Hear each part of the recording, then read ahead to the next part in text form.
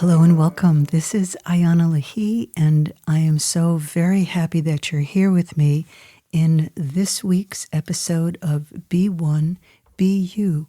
We are diving into the theme, true forgiveness.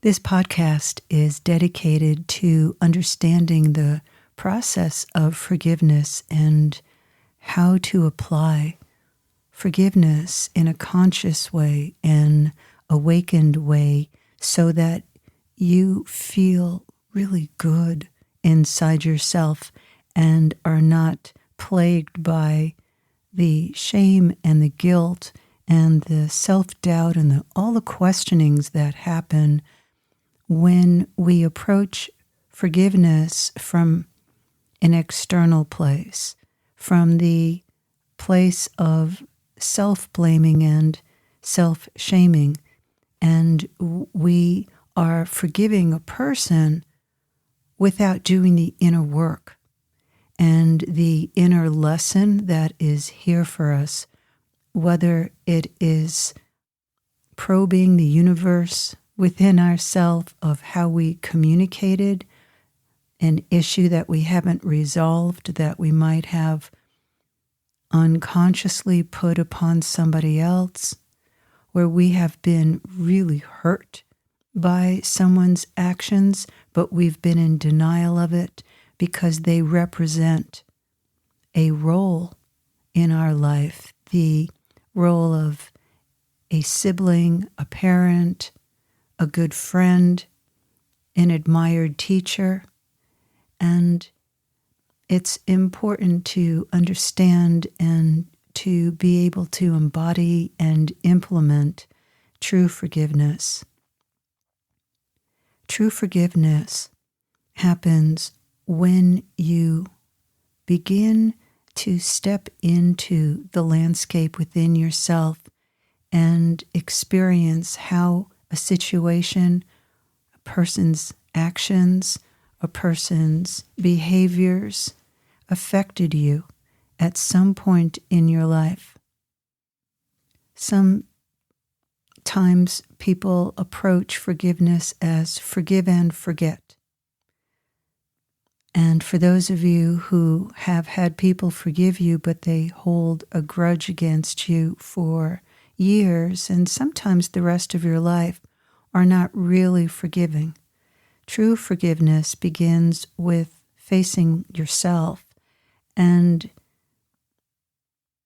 diving in to the beautiful ocean within yourself of how you responded to the other person's behaviors, actions onto you. Whether it was verbal, whether it was physical, whether it was emotional, whether it was what I'd call a spiritual abuse, where your life force energies are hurt by the person's behaviors. And there are physical abuses, psychological, emotional, and the spiritual abuse is sometimes what's most difficult to figure out. Spiritual abuse is where a person abuses their right, their right to be this close to you, whether it was a parent who was saying things negatively about you, a clergy person, an individual who calls themselves a guru or a spiritual master, and they violate your energetic boundaries, your thought body, and which consequently would deeply affect your emotional body and feeling safe. Or physical abuse is violence. It is stealing from you in any way, physically, emotionally, psychologically, or spiritually on a soul level. Your soul is the spiritual aspect of you. It is the light that you are. And the light that you are is the universal infinite you that lives as light. It's possible for a person to live off of your light, steal your light, shut down, or repress your light. What's most important, again, is understanding your choice and how you've treated yourself and what you've believed about yourself and how you've lived your life by being hurt on any level by someone else. An emotional violation is where your feelings don't matter, how you are responding doesn't matter, who you are doesn't matter, and you are ABR'd, abandoned, betrayed, and rejected. This happens being sexually violated. How have you responded in yourself to someone who hurt you, whether they cheated on you, they sexually took advantage of you, molested you as a child or a teen, a parent who was oblivious to how their words made you feel, a teacher who put you down, possibly humiliated you in front of others or behind a closed door, a spiritual helper, mentor, or guru who used your energies and led you onto a pathway of being dependent upon them and giving your power away to them and waking up years later. Or a spouse who took money from you, who used you for your money, a spouse who worked to manipulate you and oftentimes lied to you, or perhaps used a substance, whether a drug or alcohol, or behavior such as overworking to bypass and deny their own decision to stay shut down. So here we go. True forgiveness is connected, as shared, to how you respond to yourself. Did you self-judge yourself and shut down your sexuality if you were sexually abused? Or perhaps a comment that comes up from deep within yourself of a parent saying something to you that humiliated you about your body. How have you treated yourself because you chose to go into a relationship with someone who could never show up emotionally or materially or some other level, and you chose to stay in the relationship, and then years later you removed yourself from the relationship because you realized that either your soul was dying, your life energies were being suffocated, that there was too much arguing, and that perhaps your inner unhappiness was connected to not making the levels of money that you really wanted to make. How have you treated yourself? How have you turned away from yourself? How have you abandoned, betrayed, or rejected yourself because you were too afraid to give the attention to yourself and bring yourself up and out of the ditch, out of the psychological and emotional pit that you went into? All of us can go there because we're not taught how to honor our own true self, how to honor the power that you are, the voice that you are. And then we look out into the world and we see so much false power coming from extreme manipulation and control and coercion and lies. And we're surrounded by the voice through the airwaves of the internet of this dilemma and confusion. So your original way that you left yourself, which is not something you can intellectualize, but you have to feel your heart to awaken the remembrance of being numb, turning away from what really happened in order to prevent yourself from getting angry, from standing up to somebody who has the ability to reject you, and you live in the fear that's within inside of yourself. So to move through this first level, you want to recognize how you are in relationship to yourself so that you can begin to forgive you for how you have compartmentalized in yourself the violation, whether it was emotional, psychological, sexually,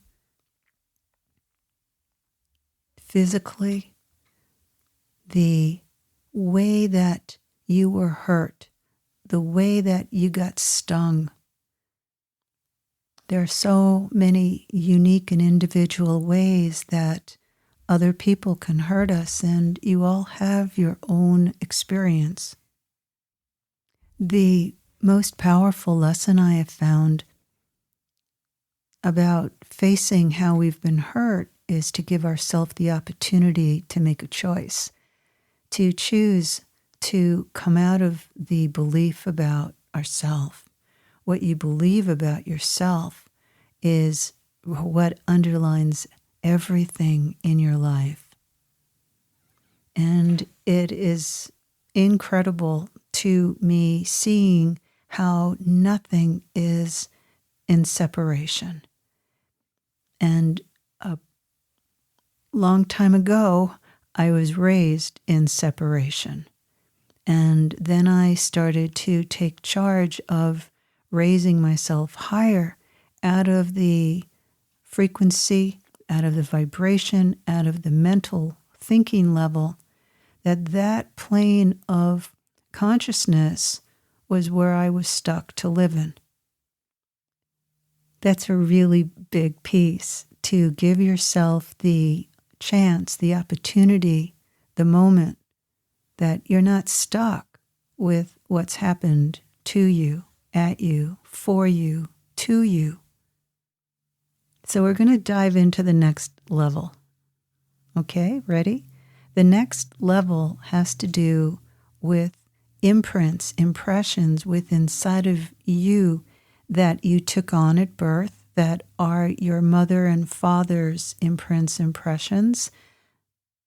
Those impressions and imprints come from their perspective of themselves, how they have bypassed or fit themselves into a box so that they could handle their emotions. And then, of course, that ties into their individual ancestral lineage. Those imprints, impressions within you are called sanskaras.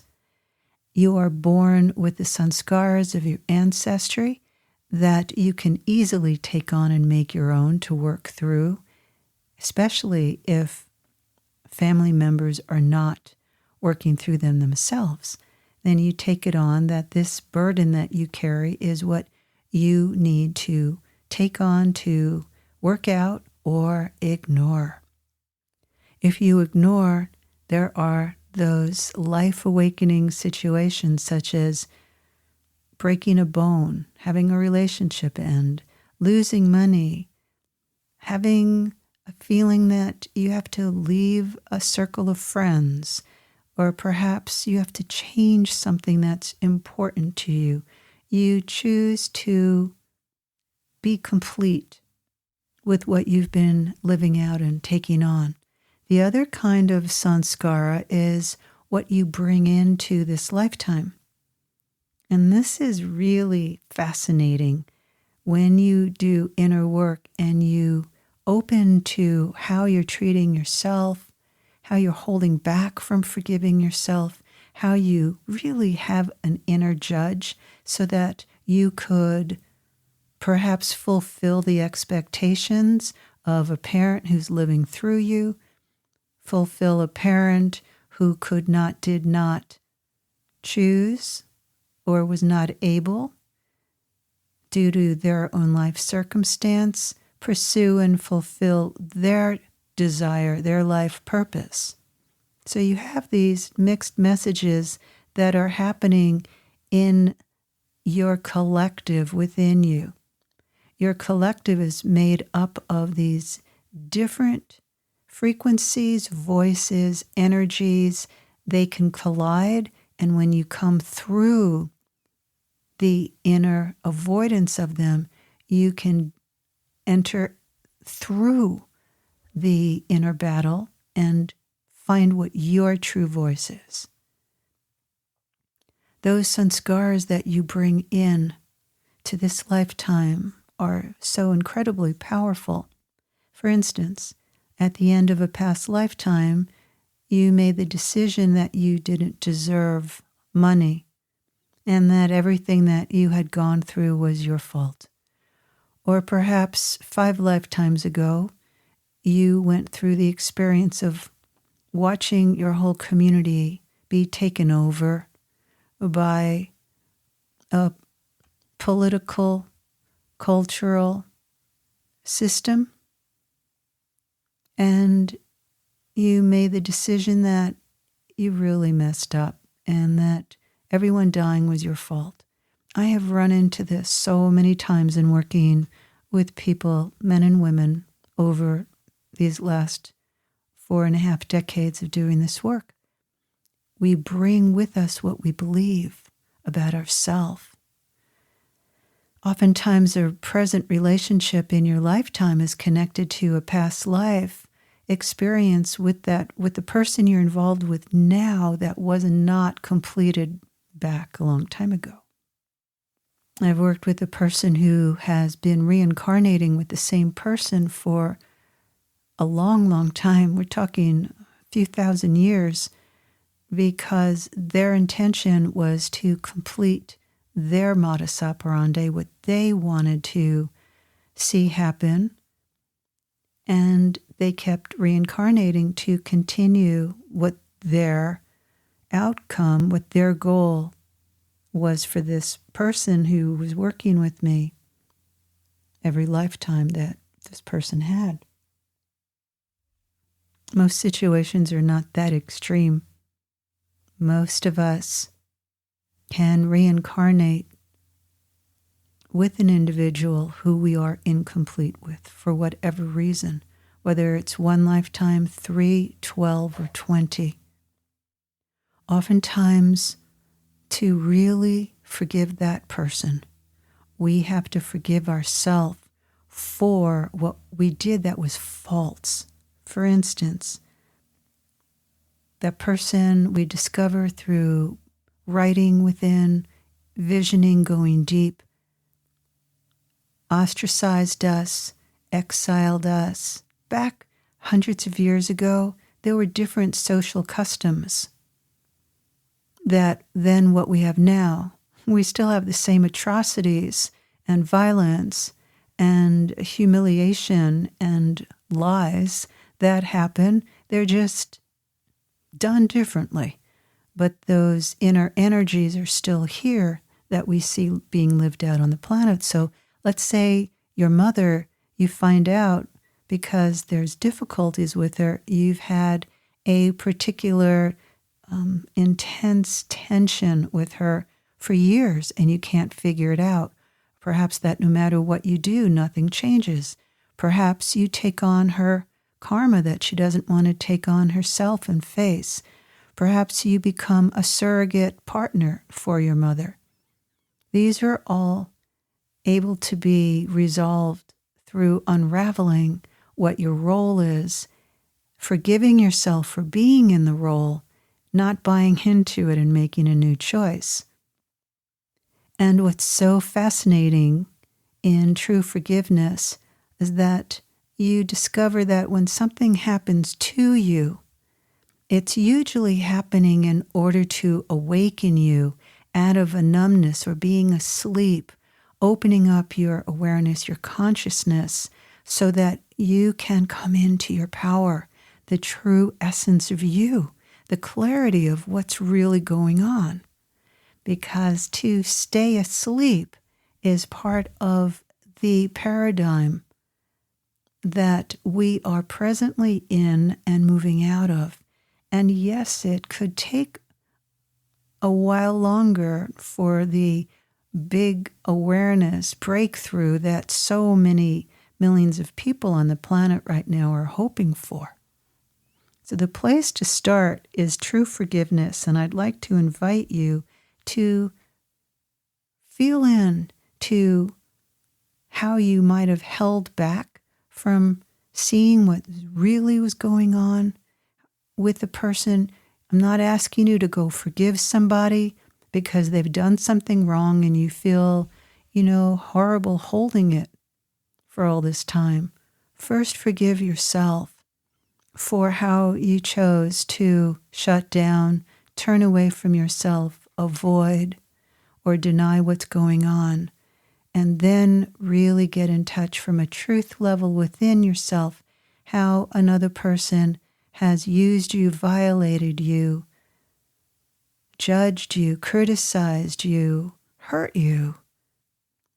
And this is a forgiveness that you want to write out and let your heart and soul bust on through so that you can find the you that is waiting to come forth, the waiting within you to be allowed to be alive and to take a main stage place right now in your conscious life right now, so that you can give yourself the opportunity to choose to be more of you, to be one with you, and from your heart to forgive this person after you have really unburdened yourself and have chosen to honor yourself and stand in yourself, and to not waste your time asking forgiveness from someone who was disconnected from their heart center, their spiritual soul center in the first place. To learn discernment and to understand your own choices in your present life based upon not really wanting to face what really had happened with someone in your past. Thank you so very much for joining with me, and know that this podcast is dedicated to your awakening, coming home to yourself, opening that gateway to find the true self that you are, inviting you to check out my website, ayanalehi.com, IANALAHI.com, and experience the incredible offerings that we have right now to support you in healing, mending, igniting, and activating your true self into action. Holding you in much love.